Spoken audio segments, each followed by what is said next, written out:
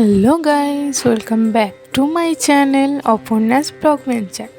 নতুন বছরে পরিবারের সকলের সাথে আজ আমরা যাচ্ছি তারাপীঠে। মা তারার আশীর্বাদ নিয়ে শুরু করছি আমার আজকের ব্লগ।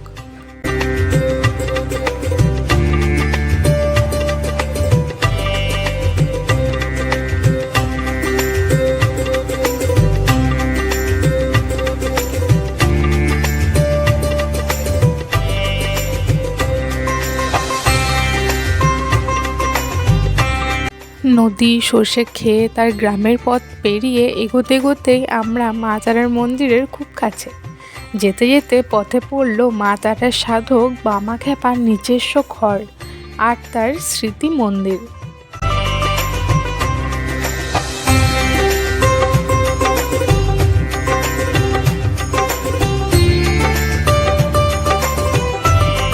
আমরা এখন পৌঁছে গেছি। তারপর মন্দিরের পথে হাঁটতে হাঁটতে এগোতে থাকলাম। ভীষণ ভিড়, সেই ভিড়ের মধ্য দিয়েই এগোতে এগোতে দোকান থেকে পুজোর ডালা কিনে পুজো দেওয়ার জন্য লাইনে দাঁড়ালাম।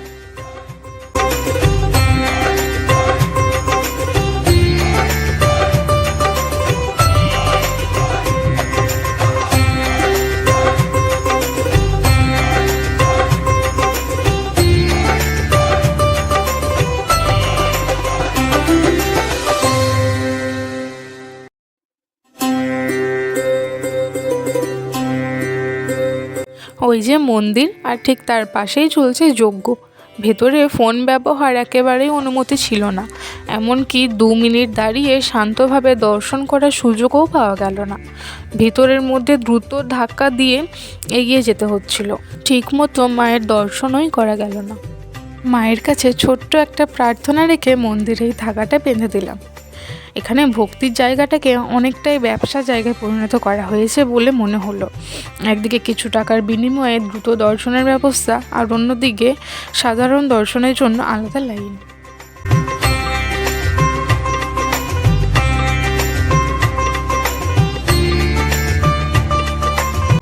পুজো দেওয়ার পর আমরা মন্দিরের চারপাশটা একটু ঘুরে দেখলাম।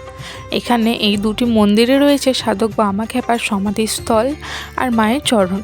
সেখানে ধূপ মোমবাতি জ্বালিয়ে প্রণাম করে আমরা তারপর এগোলাম তারাপীঠের মহাশ্মশান দেখতে।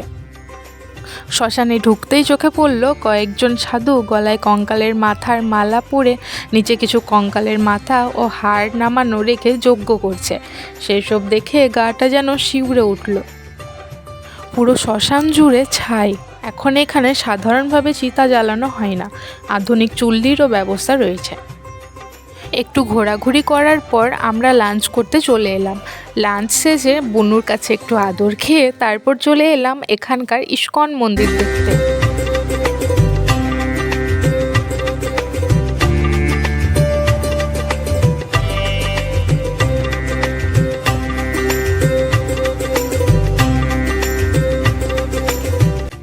মন্দিরটা সত্যিই অপূর্ব সুন্দর। দুপাশে শ্রীকৃষ্ণের মূর্তি দেখে একদম স্বর্গীয় অনুভূতি।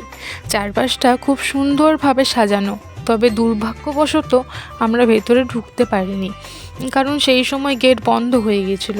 এখানে ভোগ খাওয়ানোরও ব্যবস্থা রয়েছে। পাশাপাশি কিছু দোকান আছে যেখানে রামায়ণ, মহাভারত, গীতার মতো পবিত্র গ্রন্থ আর ঠাকুরের ছবি বিক্রি হচ্ছিল। ইস্কন ঘোরা শেষ করে আমরা চলে এলাম বক্রেশ্বরে। বুনুর হাত ধরে তার ছোট্ট ছোট্ট পায়ের সাথে পা মিলিয়ে হাঁটতে হাঁটতে পৌঁছে গেলাম গরম জলের কুণ্ড দেখতে।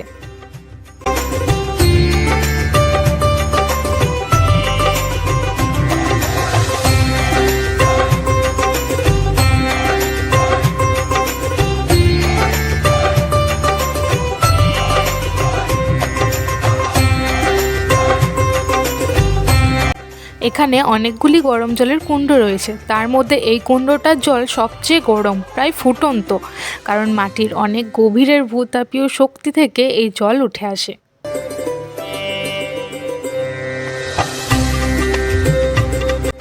এরপর আমরা এলাম শিব মন্দিরে। এখানে বাবা মহাদেব বক্রনাথ রূপে বিরাজমান, আর তার নাম অনুসারেই এই স্থানের নাম বক্রেশ্বর।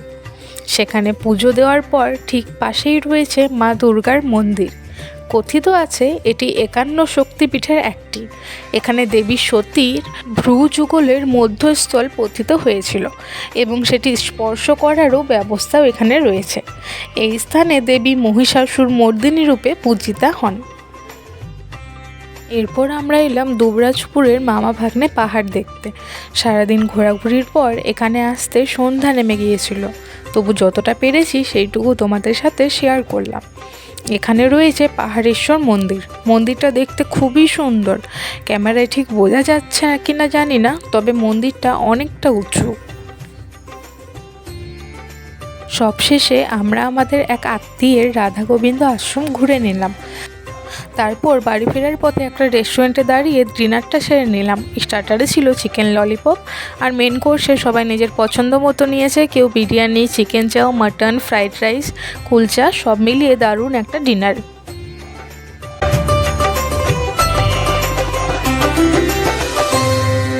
তো আজকের ব্লগটা এখানেই শেষ। কেমন লাগলো অবশ্যই জানিও। আবার দেখা হবে কোনো একটা নতুন ব্লগের সাথে। আজকের মতো টাটা, বাই বাই।